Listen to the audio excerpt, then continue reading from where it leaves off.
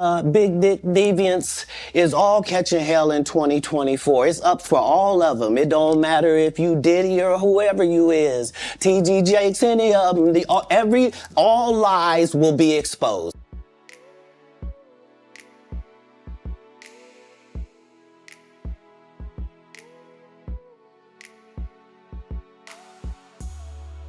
Hey beautiful people, it's Nancy here and welcome back to my channel for yet another video. Today I'm gonna be talking about the viral Katt Williams interview that he did with Shannon Sharpe. It was like he waited his whole life for this platform so that he could basically get on there and call everybody out. He called out TD Jakes, he called out Diddy, he called out Steve Harvey, he called out Cedric the Entertainer, he called out Ludacris, he called out Michael Blackston. He called out so many people and nobody saw this coming. Now, I've had to turn down $50 million 4 times. 4 times. Just to protect my integrity and that virgin hole I was telling you about. Right. Because P. Diddy be wanting to party. And you gotta tell him no. You got to tell him no. I did. I did. See, I got the receipts for everything I'm telling you. That's why I can say them so freely. Him being in the industry and him reaching success and becoming a millionaire at 18 after becoming homeless. Well, after being homeless and growing up in a very, having a rough childhood in Ohio, then moving to Florida, then moving to Cali. Having him, have this transition. And I think he's at a place in his life where he can finally air out the truth. Because they tell you that there's no gatekeepers, but we keep seeing the same people open the gate. Didn't Kevin open the gate and let Tiffany in? Ain't he now opening it up for... Don't such and such open the gate? What do you mean ain't no gatekeepers? There's 100 gates out here. Everyone I've seen got a keeper. A lot of people were saying it was like a Katt Williams comedy special that we got to watch for free. Are you not afraid about being blackballed again? These are some power people. What do you mean again? These people are not powerful. Satan can't create anything. That includes blessings for his people. That's why, you know what the #1 job of somebody that sold their soul in Hollywood is? What? Is to act like it didn't happen. A few of the main points that stuck out to me was when he talked about how Steve Harvey stole his story. Steve Harvey is really like, a well-known figure in Hollywood, right? And he talked about, he talked about how Steve Harvey stole his story and how Steve Harvey was actually never homeless, that he toured with Mark Curry, who was a comedian who did Mr. Cooper. Steve Harvey actually sold his concept from hanging Mr. Cooper for the Steve Harvey show, which when you think about it, it is the same concept. When you actually think about it, wild. And then he says that Steve Harvey was never homeless, that when he was touring with Mark Curry, that man was paying him thousands of dollars every single night when he would go on tour. Steve Harvey telling people he used to be homeless. That's my story. That's not his story. Steve Harvey wasn't never homeless. When Mark Curry was touring with him 25 years ago, he was making $3,000 a show in cash. He talks about how Kevin Hart is actually an industry plant. A lot of times we talk about industry plants, meaning people who really just come out of nowhere and they are just put in front of us. And one thing people know about industry plants is that they have to accept a deal. No one in Hollywood has a memory of going to a sold-out Kevin Hart show, there being a line for him ever getting a standing ovation at any comedy club. He already had his deals when he got here. Have we heard of a comedian that came to L.A. and in his first year in L.A. he had his own sitcom on network television and had his own movie called Soul Plane that he was leading? No, we've never heard of that before that person or since that person. What do you think a plant is? Person that nobody knows and nobody was selling out tickets to go and see is now considered one of the most prominent and most wealthiest comedians in Hollywood. How does that happen? So interesting also because he talked about Friday and how people were saying that people who were cast in the movie of Friday didn't get paid what they were worth. He basically called them idiots and was like, well, why would you, if you didn't feel like you were getting paid enough, why would you accept it? Well, the ungrateful bastards that would say anything about Cube's payment, you shouldn't even talk to them anymore. Like, you don't go to Goodwill, you don't go to a Goodwill thrift store and go, look at all this cheap ass shit.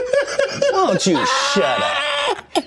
Why don't you shut up? You could have went to Hermes. Why you didn't go to Balenciaga? Why you didn't get a bowl of the Balmain? You want to have that conversation? Right. What you mean the independent black dude who's filming it partly out of his fucking pocket? What you mean he didn't pay you enough? They weirdos. It was a movie that Ice Cube made on his own budget, right? It was really a movie it was a stepping stone. It was to get people, it was to get eyes on you. It wasn't so much for the money. A lot of people who were in that movie went on to have really great careers. Chris Tucker, doing his thing with Jackie Chan. A lot of other, John Witherspoon also did a lot of other work.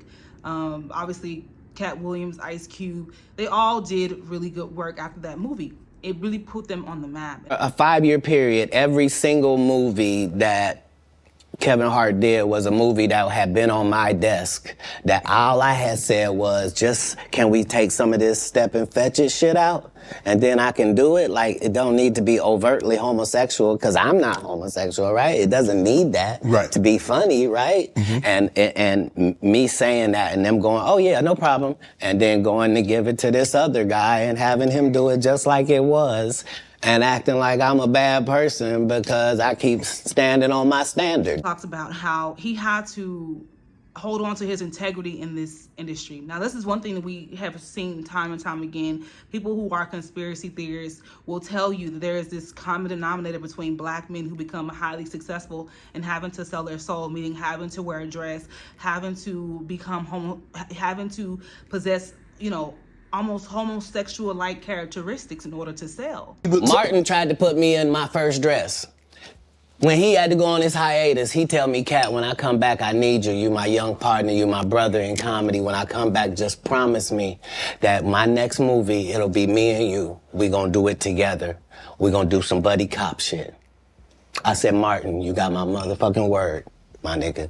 Go do what you gotta do. When you come back, I'm in your movie. Don't trip. I don't need to see the script or nothing. We get in that office and this fool pull out Big Mama's House 2.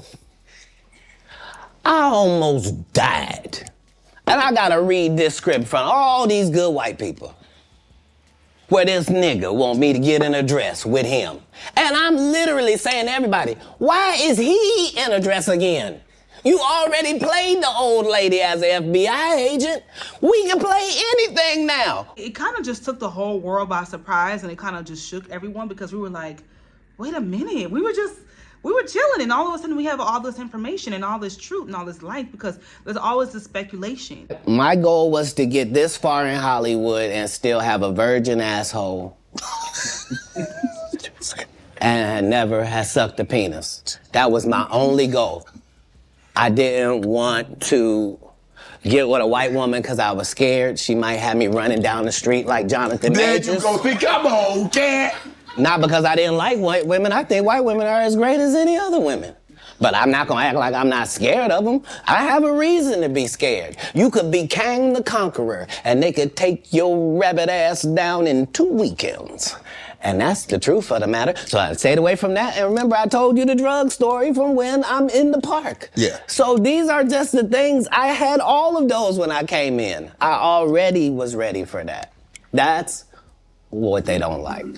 Times where Katt Williams had to, basically, he was in the office with his agency, and there are people who would try to perform sexual acts on him to get him into movie roles. And he was like, no, I'm not doing that. All of these shortcut takers, they canceled me for talking about Harvey Weinstein before the thing came out, but he offered to suck my penis in front of all my people at my agency. What am I supposed to do?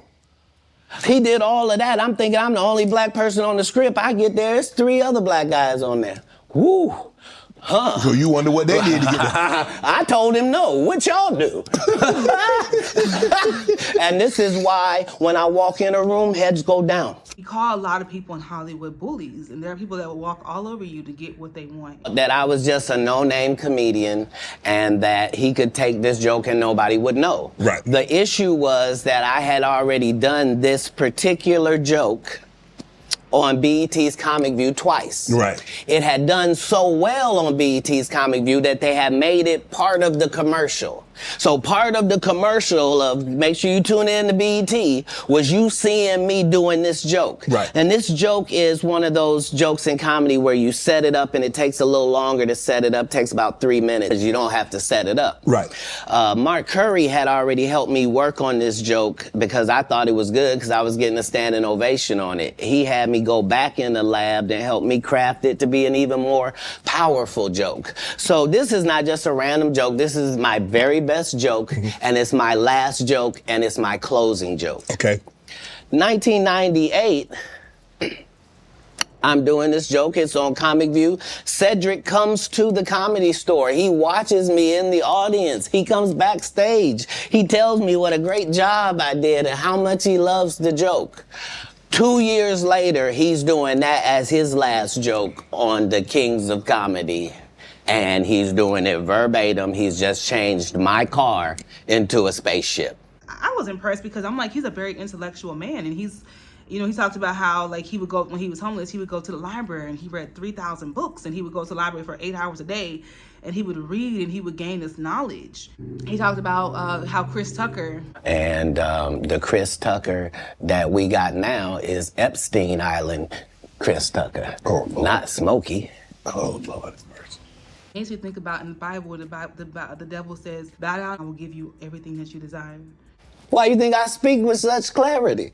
I'm actually involved in each one of these stories I told you about. Right. Right. He kept saying how he was on the winning team. I'm on the winning team. I ain't sell my soul. I'm on the winning team. I wouldn't change it for the world. Like, again, I'm on the winning side of these. Yourself a king of comedy? Where the Katt? No, they consider that. Oh, that. Like when after Bernie left, them same 3 guys I'm telling you about, the Kings. Yeah. Right? Because DL is the greatest. Yeah. There's no DL slander gets tolerated. But they came to me. I was supposed to be the 4th king. I got the offer. Then what happened? But I turned it down. Why? Because you shit on Bernie. And I know the truth. You think I'm gonna let you shit on Bernie and then come get me? I'm the next king? Fuck you. Why? Because the whole time Bernie was here, you was acting like you was funnier than him. There's a lot of other celebrities who have even said a lot of things about what Katt Williams was saying, but nobody really listens to them. You end up with a Michael Blackson who's a real African doing a fake African accent. Okay, this guy is mad at me. All I did was give him the best advice of his life. Remember, he was wearing dirty dashikis. And I told him he needed to dress to be in the position that he's trying to say that he's in. And if you're the African king of comedy, sir, there's actually comedians in Africa doing comedy. If you're going to say that, you got to go to Africa and get a school, dude. Everybody got, you got to put in some work. And these guys, they take my advice, they change their whole persona, and then they hate me for it. First time in a long time, people were actually listening and saying, y'all, this industry, Hollywood, is not what you think it is. It's very dark, it's very demonic, it's very satanic. And if you don't have the whole armor of God, that's Ephesians, I believe. You don't have the whole armor of God, they will chew you up and spit you out. Where we were both invited to an Illuminati thing, and it had to be one or the other of us, and decisions had to be made. So it was both of us, we were equal. One of us had to cut off all their hair and couldn't do the sideburn thing no more with the points. And the next person, they said, was going to get $200 million because they were going to pay him $10 million a movie to do 20 movies. And that's how the conversation happened. One of those persons turned out to be Ludacris, and the other person turned out to be Katt Williams. I had to, I watched it twice because there were so many different gems and so many different, nuances. And, I really was just like, wow, this man really just laid it all on the table. And it's so crazy because at one point, Shannon was like, man, I don't think I'm going to have Club Shay Shay after you get off of here. After this air, I don't think it's going to. But what happened was Katt Williams said, no, I'm going to catapult this into a whole nother dimension. I sure hope I have a Club Shay Shay after this air. It's gonna be in a dimension it's never been. Yeah, it's gonna be. The greatest thing floating in 2024. Mark the words. No way. In a whole different realm of business. Oprah coming next. For a 3-hour long or almost 3-hour long video to have 35 million views, there's some influential. There's influence there. And so it was just something where I watched it and I was like, wow, this is actually crazy. And I'm just glad that Shannon didn't gaslight him. I'm glad that Shannon was more of an understanding interviewer. Once I established this as a place of truth, yeah. Oh yeah. Watch.